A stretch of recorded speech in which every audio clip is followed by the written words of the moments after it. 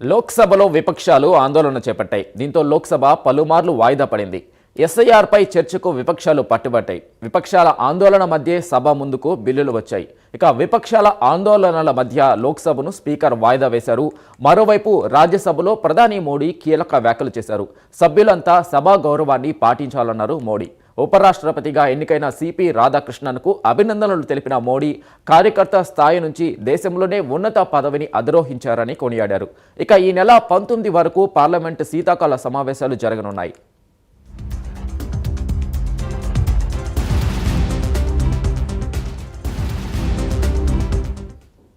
ఇక మరిన్ని వివరాలు మా నేషనల్ బ్యూరో చీఫ్ కళ అందిస్తారు. కళ, చెప్పండి, ఈరోజు ప్రధాని మోడీ పార్లమెంట్లో చేసిన వ్యాఖ్యల సారాంశం ఏంటి?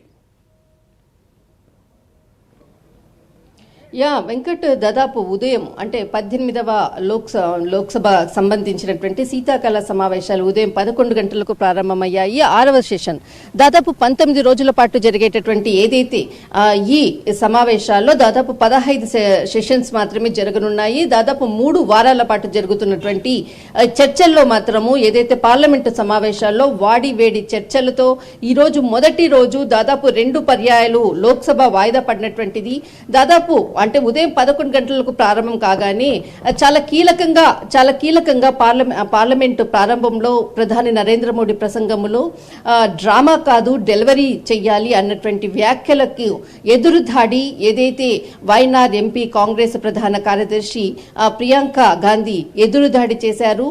అంటే ప్రజల సమస్యలను లేవనెత్తి ప్రశ్నించడము మేము డ్రామా చేస్తున్నామా అంటూ కూడా ఎదురుదాడి చేసినటువంటిది. అయితే ముఖ్యంగా ఏదైతే సమావేశం ప్రారంభం కాగానే అంటే వర్షాకాల సమావేశం నుంచి ఇప్పటి వరకు కూడా దాదాపు 5 మంది మాజీ పార్లమెంటేరియన్స్ కూడా మరణించారు. వారికి నివాళులు అర్పిస్తూ ప్రత్యేకంగా వారికి ఘనమైనటువంటి నివాళులు కూడా ఇక్కడ నివాళులు ఇవ్వడం జరిగింది.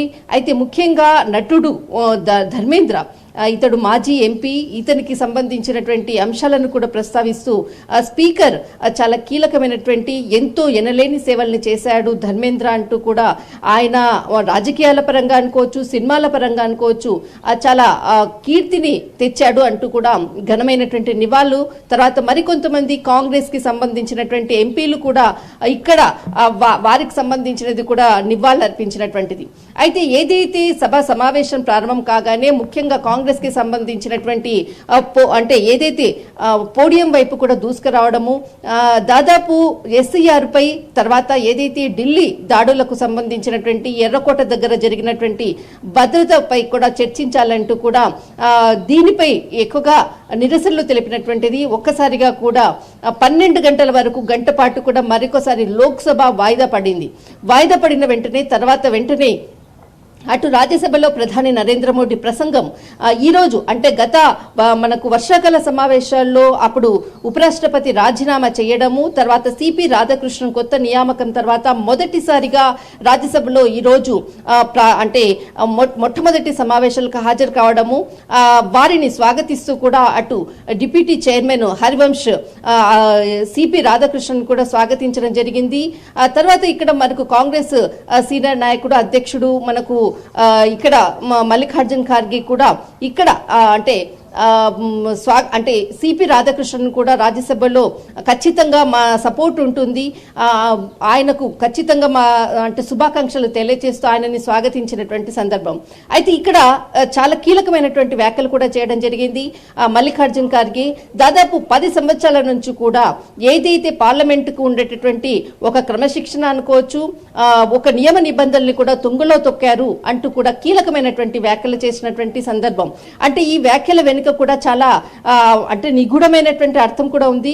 ఎందుకంటే గత మనకు రాజ్యసభ ఏదైతే చైర్మన్ రాజీనామా పర్వం తర్వాత కూడా ఒక రాజీనామా చేసిన తర్వాత ఒక వ్యక్తిని చాలా హుందాతనంగా తనతో గడిపినటువంటి ఏదైతే అనుభవానికి అనుకోవచ్చు, తర్వాత ఒక సన్మాన కార్యక్రమం అనుకోవచ్చు, అలాంటిది కూడా ఏది కూడా ఇప్పటి వరకు కూడా చేయలేదు. అలాంటి క్రమశిక్షణను కూడా దారి తప్పింది అన్నటువంటి విషయాలు కూడా ఇక్కడ ప్రస్తావించినటువంటి అంశం. కానీ మొత్తం మీద మాత్రము ఏదైతే అంటే మాటల తూటాలతో మాత్రము అటు లోక్సభలో ప్రియాంక గాంధీ, ఇటు రాజ్యసభలో మల్లికార్జున్ ఖార్గే మాత్రం ఎదురుదాడి చేశారు. అంతేకాకుండా ఏదైతే ముఖ్యంగా 11 గంటలకు ప్రారంభమయ్యేటటువంటి ఏదైతే పార్లమెంటు సమావేశాల కన్నా ముందుగా ఏదైతే ప్రారంభమవుతుందో అంతకన్నా ముందుగా ఇండియా కూటమి చాలా కీలకమైనటువంటి సమావేశాన్ని కూడా చేసింది. అయితే ఇందులో ప్రతిపక్షాలలో భాగస్వాములమైనటువంటి అందరూ కూడా హాజరవ్వాలి, ఏ విధంగా ఊహ్యరచనతో ప్రభుత్వాన్ని ఇరుకున పెట్టే విధంగా కూడా ఒక కీలకమైనటువంటి ఇక్కడ పార్లమెంట్ లో జరిగినటువంటి కీలకమైనటువంటి సమావేశంలో మల్లికార్జున్ ఖార్గే, తర్వాత రాహుల్ గాంధీ అందరూ కూడా సమావేశమయ్యారు. కానీ దీనికి ఇండియా కూటమిలో భాగస్వామ్యమైనటువంటి టీఎంసీ ఈ సమావేశానికి దూరం అవ్వడం మాత్రం ఇక్కడ చాలా కీలకమైనటువంటి అప్డేట్ వెంకట్. ముఖ్యంగా ఎందుకంటే టీఎంసీ ఎప్పుడు కూడా ప్రభుత్వాన్ని విమర్శించే దాంట్లో పార్టీలలో ముఖ్యంగా టీఎంసీ ఎప్పుడు కూడా ఉంటుంది. కానీ ఈ రోజు జరిగినటువంటి ఇండియా కూటమి ఏదైతే సమావేశంలో మాత్రము టీఎంసీ దూరం కావడము, దీనికి సంబంధించినటువంటిది కొంతమంది ఎంపీలను ఈ విషయం మీద అడిగితే అక్కడ ఏదైతే రాష్ట్రంలో ఉన్నటువంటి ప్రస్తుత పరిస్థితులతో వారంతా బిజీగా ఉన్నారు, అందుకే కూటమికి సమావేశానికి హాజరు కాలేదు అన్నటువంటి సమాధానం ఇవ్వడం జరిగింది. కానీ దీని వెనకాల అంటే ముందు దాదాపు మనకి ఇంకా సమావేశాలు జరగనున్నాయి. ఆ సమావేశాల్లో కూడా ఇండియా కూటమి తరహా అంటే ఇండియా కూటమితో కలిసి వెళ్తుందా టీఎంసీ, లేదంటే స్వతహాగా కూడా తన నిర్ణయాలను వ్యక్తపరుస్తుందా అన్నది ఇక్కడ మనము వెయిట్ చేయాలి. అయితే ఇక్కడ దాదాపు లోక్సభలో మరి 12 గంటలకు ఏదైతే లోక్సభ సమావేశం అయ్యాక కూడా ఇక్కడ అంటే కేంద్ర ఆర్థిక శాఖ మంత్రి నిర్మలా సీతారామన్ 2 బిల్లులను ప్రవేశపెట్టడం జరిగారు. దాదాపు పొగాకుకు సంబంధించినటువంటిది, సెస్ సంబంధించినటువంటి 2 ఆర్థిక పరమైనటువంటి బిల్లులను కూడా ప్రవేశపెట్టారు.